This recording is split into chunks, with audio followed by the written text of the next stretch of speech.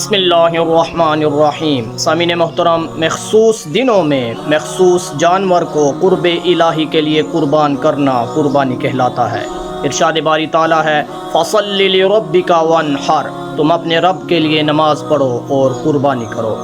ابو داؤد، ترمذی اور ابن ماجہ میں ام المؤمنین حضرت عائشہ صدیقہ رضی اللہ تعالی عنہا بیان فرماتی ہیں، نبی پاک صلی اللہ علیہ وآلہ وسلم نے فرمایا، یوم النحر یعنی 10ویں ذی الحجہ کو ابن آدم کا کوئی عمل باری تعالیٰ کی بارگاہ میں اس سے زیادہ پیارا نہیں کہ رب تعالیٰ کی رضا کے لیے جانور کو قربان کیا جائے، اور وہ جانور اپنے سینگوں، بالوں اور کھروں کے سمیت قیامت کے دن آئے گا، اور اس جانور کا خون زمین پر بعد میں گرتا ہے، لیکن وہ باری تعالیٰ کی بارگاہ میں شرف قبولیت میں پہلے پہنچ جاتا ہے۔ اس عمل کو خوش دلی سے کرنا چاہیے اور ایسے موقع پر غرباء کو نہیں بھولنا چاہیے۔